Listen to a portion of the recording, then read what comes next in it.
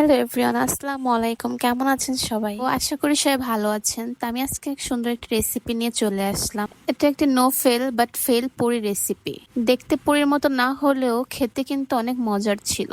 তাই আমি বলেছি no fail but fail puri. শুক্রবার হওয়াতে চিন্তা করলাম নাস্তা হিসেবে পুরি বানানো যায়। তো চলুন রেসিপি শেয়ার করি।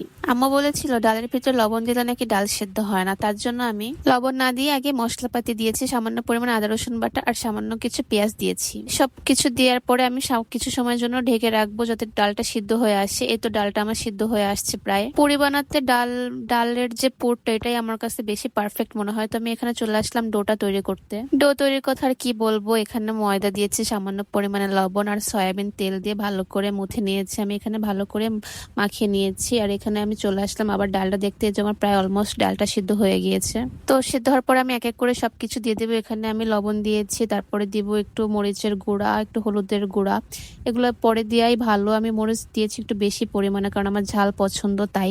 তো লবণ হলুদ দেওয়ার পরে আমি একটা এক্সট্রা এখানে ফ্লেভারের জন্য অ্যাড করব আপনার রাঁধুনি কিমা মশলা, যেটা সেটা ভালো করে নাড়িয়ে নেব।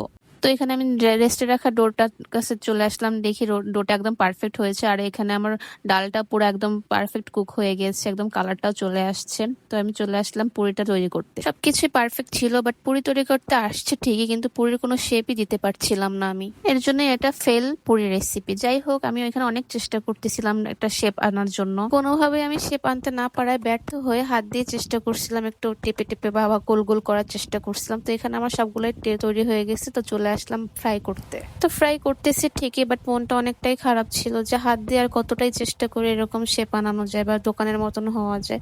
বাট আমার মনটা একদম খারাপের পরেও ভালো লাগছে পরে, যে দোকানের মতো দেখতে না হলেও দোকানের মতন খেতে হয়েছে। তো তাকেও দিয়েছি, সেও খুব খুশি হয়েছে। আপনারা তো প্রথমে বুঝতে পেরেছেন। তো আজকের ভিডিওটা এই পর্যন্ত। সবাই ভালো থাকবেন, সুস্থ থাকবেন। আল্লাহ হাফিজ।